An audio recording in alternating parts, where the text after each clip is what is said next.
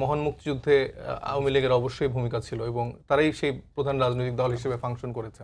কিন্তু পরবর্তী সময়ে বাকশাল কায়েমের মাধ্যমে শেখ মুজিবুর রহমান কিন্তু সে আওয়ামী লীগের বিনাশটা করে ফেলেছে এবং আওয়ামী লীগ যে রিফাইন্ড হতে পারে বা আওয়ামী লীগের যেই মুক্তিযুদ্ধের যে স্বতন্ত্র জায়গাটা ছিল সেটা ওন করে পরবর্তীতে ফাংশন করতে পারে, এটা আমরা কখনোই দেখিনি। আওয়ামী লীগের যেই উচ্ছিষ্ট যেসব নেতাকর্মীরা থাকে তারা আবার খড়কুটোর মতো করে গুছিয়ে অথবা কারো মাধ্যমে কোনো দলের মাধ্যমে আবার যখন পুনর্বাসন হয় তখন দেখা যায় তারা ঘুরে ফিরে সেই পরিবারতান্ত্রিক জায়গাতেই তার মেয়েকে আবার ফিরিয়ে আনছে।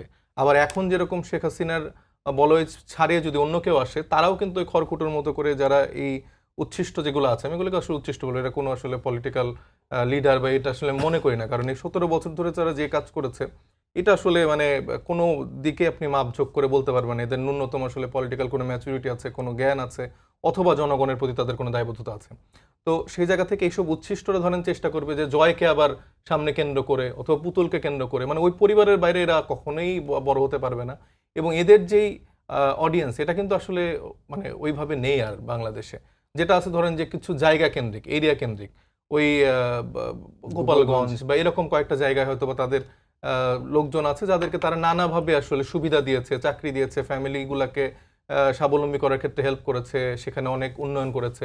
সেক্ষেত্রে কিছু আস্থাভাজন কিছু লোক আছে। এর বাইরে আমি যেটা মনে করি যে ডে বাই ডে তাদের প্রতি মানুষের একটা দূরত্ব তৈরি হচ্ছে।